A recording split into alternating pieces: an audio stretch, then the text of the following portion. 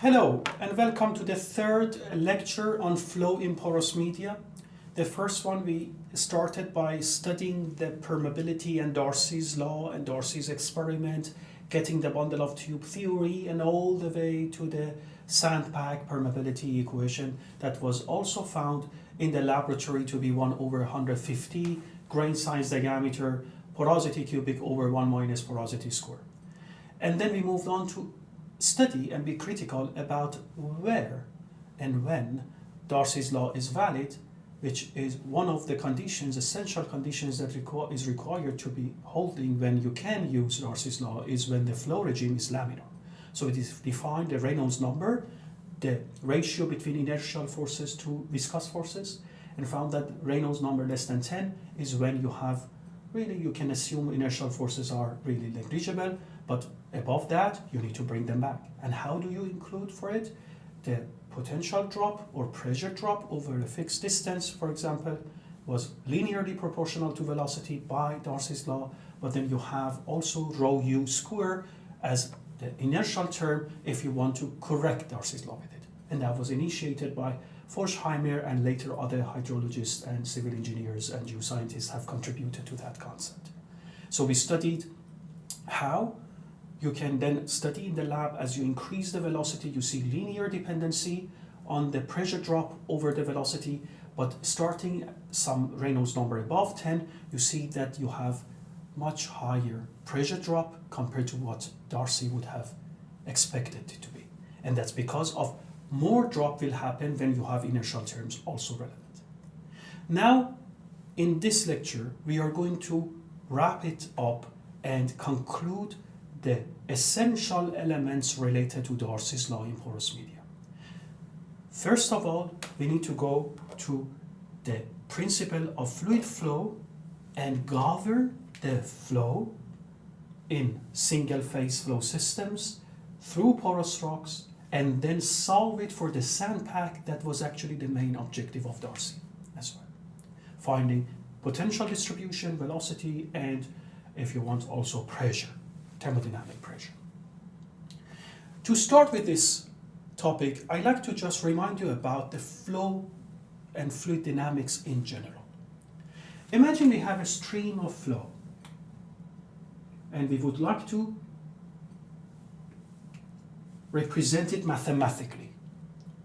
What we have as engineers to translate the nature into mathematics is mainly by the conservation laws.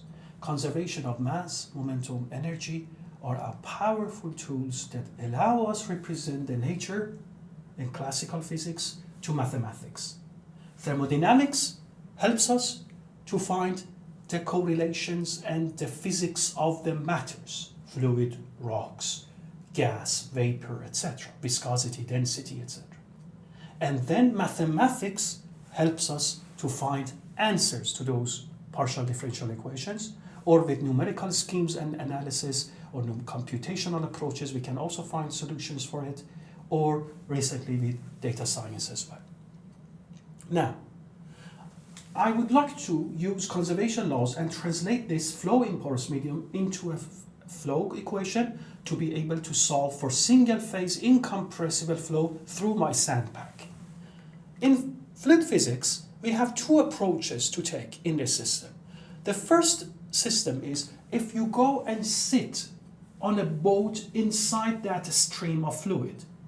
That perspective is Lagrangian perspective into life, to fluid mechanics. You go with a boat and flow through these pathways, and so you are one of the particles that are within the ecosystem of the fluid dynamics. That's Lagrangian perspective. But if you stand outside on a shore and look into the stream or the river or the fluid dynamics process you're looking at, and you fixed your position of observation with the control volume, which is a fixed volume, then you have Eulerian perspective into the fluid mechanics. Within this Eulerian perspective, you can also write conservation laws with Lagrangian too. In this course, we do Eulerian. which means we have a control volume fixed, flow comes and goes. And if I see you as a Lagrangian component here, I see a boat coming and leaving as well, right? But I'm fixed with my position as control volume. So what's the conservation of anything? Imagine, for example, X. And I would like to focus mainly on mass, but if I focus on mass for a fixed volume, for mass per volume, that X will be the mass per unit volume, which is the density. So the first thing in the conservation law is that how much of that quantity do you have? So amount of X, or accumulation term, which is how much of it you have. The amount of X will only change over time if you have net flux of X out or in of your system or source term, which means the net out flux of the X that has the velocity u will be also here, and I can just write it like textual. So then I can just delete this and write flux of X, which is the net outflux, which is outflux minus influx.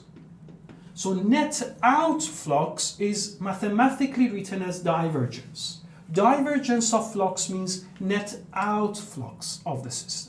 Out minus in, because of the normal to the surface. That equals the source term. Source of X, if we generate it, if we inject it or we take it out.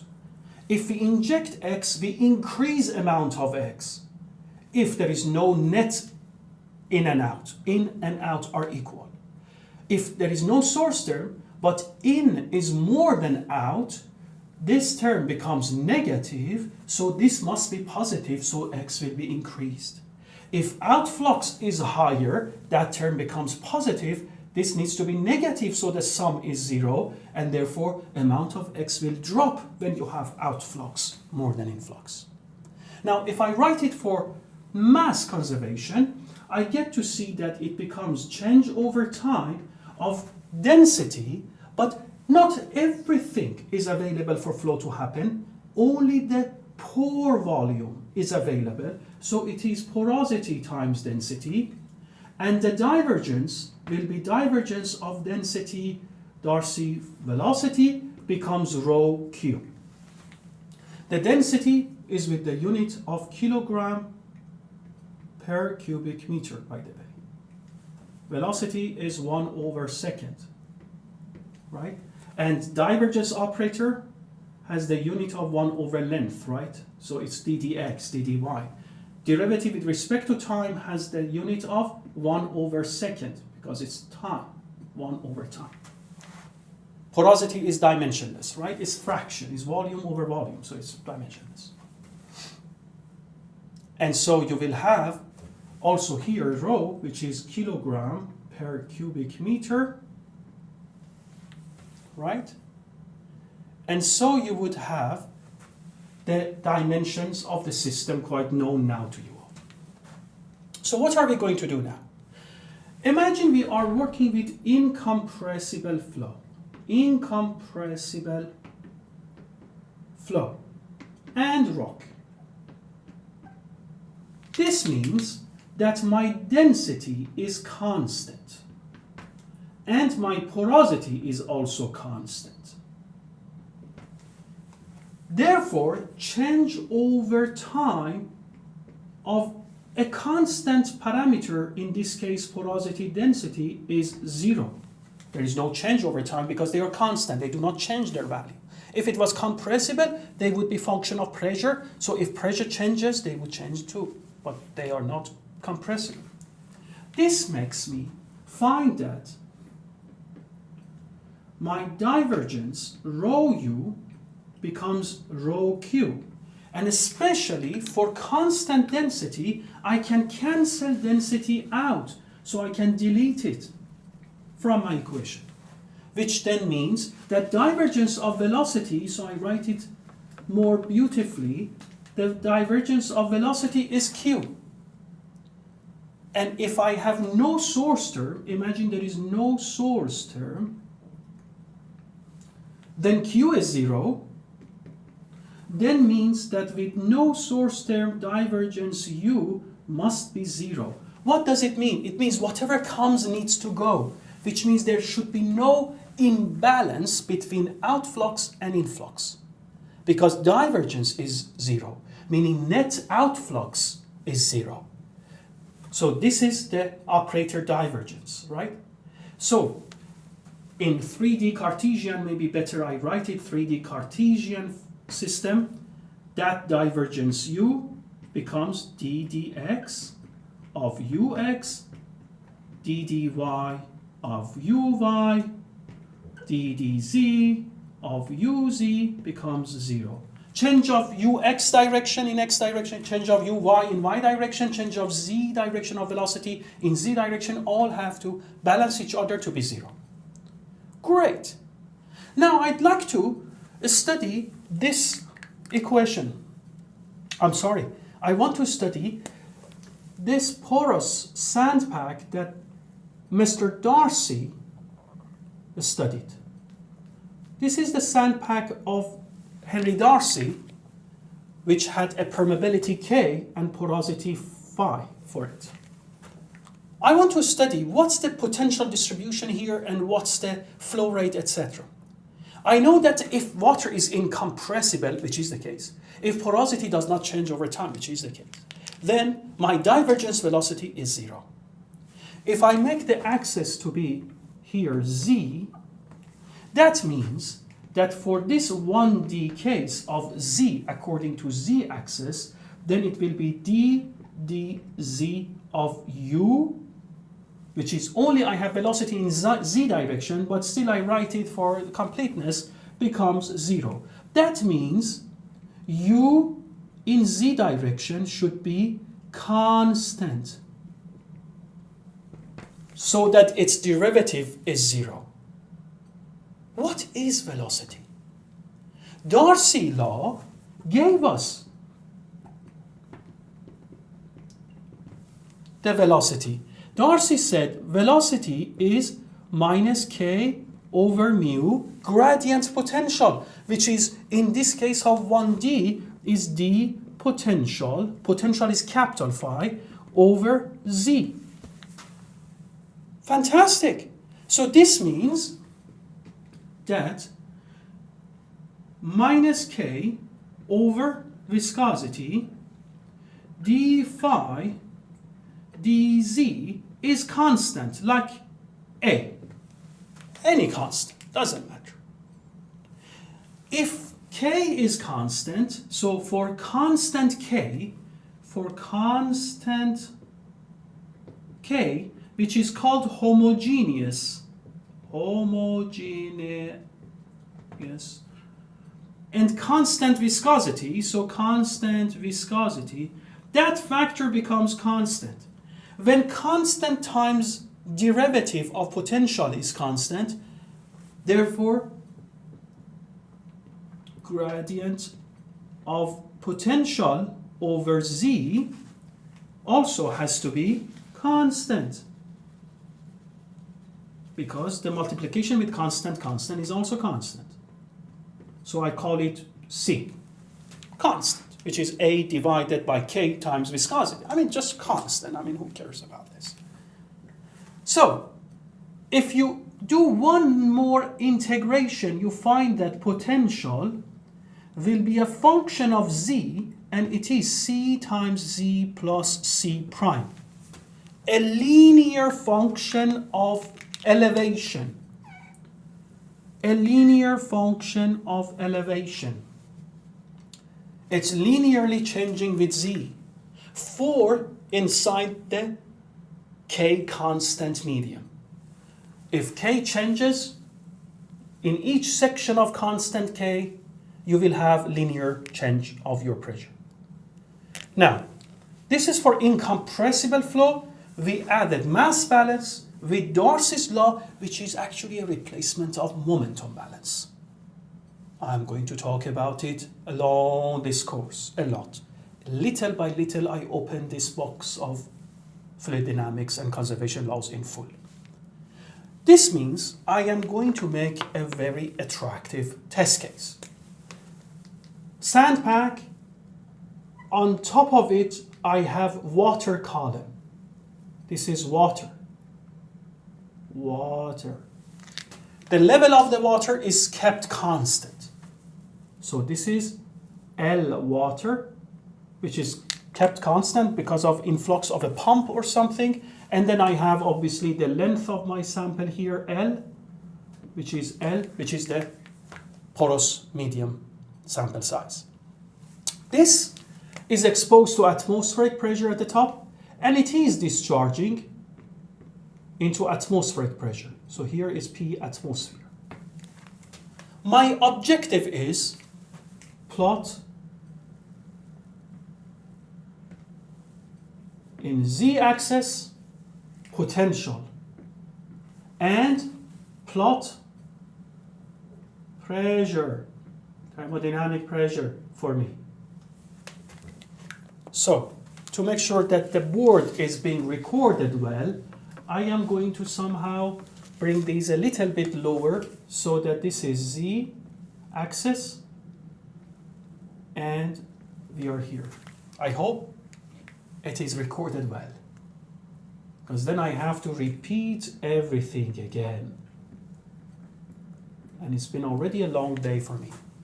So this is the level in which you have porous sample, and here it is your water column. Fantastic. I know that potential is linearly changing across this part of my sample. But how about the water column? Let's make a section. Let's call it A, B, C. What is the potential of A?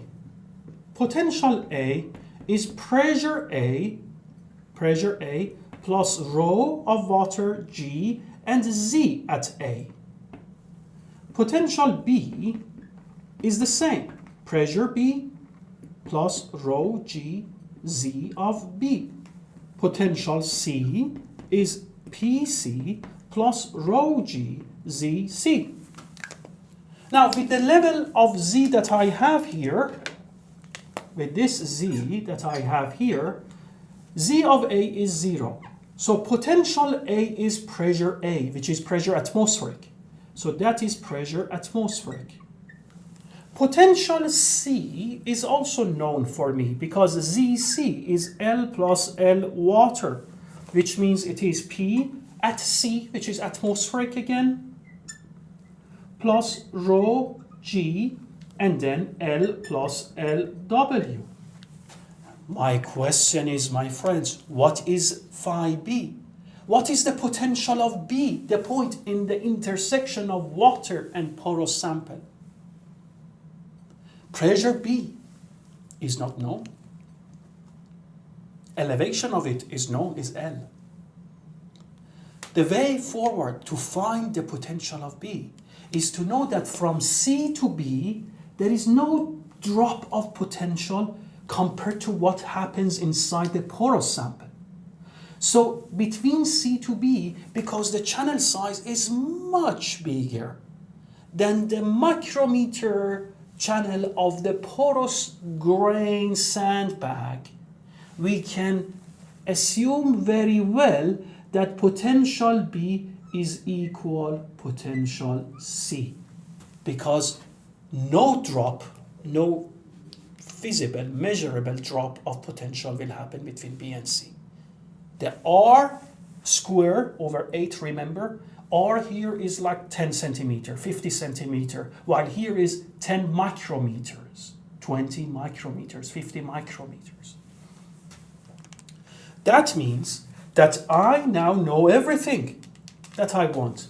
I come here and say, you know what, potential A is P atmosphere. So that will be, for example, potential at location A. Whatever value you want to give it, you can write it based on relative to atmosphere, so that becomes 0. I keep it P atmosphere. You can make it phi minus P atmosphere, which will be 0, so you start from 0 point here. I am going to make it like, if this is, for example, imagine this is actually P atmosphere value, then it makes it even easier for me. Then it is P atmosphere value, then my P at A is P atmosphere, my potential C is P atmosphere plus rho G L plus LW, which is quite some value. So that will be phi potential. This is potential of C. And actually it is the same as potential B, because between B to C no drop will happen. So how do you plot the potential drop here? Is that potential is constant from B to C, and then linearly drops from this value, P atmosphere, rho G L plus LW, to P atmosphere value, which is this linear line that says the potential is linearly changing with CZ plus C prime. If you want to know the exact mathematical function of that, you just need to say that potential at ZB is that. So then I say potential at Z equals 0 must be P atmosphere, and potential at Z equals L must be the potential of C, which is P atmosphere plus rho G L plus LW. Between 2 points, you can cross a line. So at 0 P, it is P atmosphere. What does it mean? If my potential is CZ plus C prime, when Z is 0, potential is C prime. So then it means that C prime is P atmosphere. And then I need to find Z, which means that I need to plug this equation again here, and when I put Z is equal L, this is P atmosphere. What would be C? It will be rho G L plus LW divided by L multiplied Z plus then P atmosphere. When Z is 0, it will be P atmosphere. When Z is L, L and L will cancel each other. It becomes exactly the potential of C. So that's exactly the line that we got. Now, how about finding the pressure, thermodynamic pressure? Whenever you want to find thermodynamic pressure in such a system that gravity is actually driving force of flow, and obviously maintaining constant LW requires feeding in water constantly to this column, you go and find pressure from potential. We know that potential is P plus rho GZ, so pressure at any point will be potential at that point minus rho GZ. For example, pressure at point A is potential A minus rho GZ, which is 0. So they are the same because Z is 0. So pressure at A will be pressure atmospheric. So imagine this is P atmospheric. P atmospheric. So it is here. At level C, pressure is also atmospheric because we know it's exposed to the atmospheric condition. What is the pressure at B? What is the pressure at the location B? Pressure at location B is potential of B minus rho G Z at B, which is L. Potential B and potential C are the same, so I put one of them, which is rho G L plus LW. That means potential B, so I need to make sure that you see it at the end with this record because I don't want to re-record myself. So then I know that the PB will be rho GLW, because rho GL and minus rho GL cancel each other, which means I get to the value here that is rho GLW. So pressure increases hydrostatically with rho GZ, as we know, hydrostatic depth, and then again goes back to zero here. Pressure has very crazy change. It increases and then it drops itself because of the flow in porous media. And so this is the understanding of potential difference and pressure difference in that cross-section of this sandpack. And one important factor, my friend, is that since the flow is incompressible, velocity is constant across this porous rock. Divergence velocity is zero. For porous systems and non-porous system doesn't matter. For incompressible flow, no source term, divergence U is zero, meaning U is constant. Which means in 1D, U is constant. In multi-dimension, the change should balance each other. If Ux increases, Uy should decrease, so the summation is, the divergence is holding to be zero. With this practice, now we can do a lot of analysis of different layers, of different K, etc., as we follow the conservation of mass in incompressible systems and plugging in Darcy's law to get to know what's this. One effect that I wanted to discuss is that when divergence U is zero, and when you plug U, velocity, from Darcy's law, as it's in here, you will get another function that is, instead of working it out to write it constant, you can write, and I'm going to write it right in the center so that it's a key equation to end the lecture, and that is divergence of U is zero means that minus K over viscosity, gradient of pressure or potential, whatever you do. Potential is when you have gravity impacting. Pressure is when it is horizontal flow, there is no gravity, is equal Q. This is the elliptic problem, elliptic equation for flow, for pressure, which is under incompressible flow condition. Elliptic equations are very attractive equations. We have in mathematics 3 types of equations: parabolic, hyperbolic, and elliptic. Elliptic equations do not have time in them. The ddt is gone because of incompressible assumption, which means when you change anything in the space, everything will be immediately different. They are immediate functions. There is no time dependency as we have in parabolic or hyperbolic problems. They are global. Global means that everybody is dependent on everybody else and influences everybody else too. So it's a global function. And it is time independent. That's also important. Time independent. I hope you enjoyed this lecture. And with that, we finish the basics of single phase flow in porous medium, and we move on to the concept of upscaling. Thank you very much.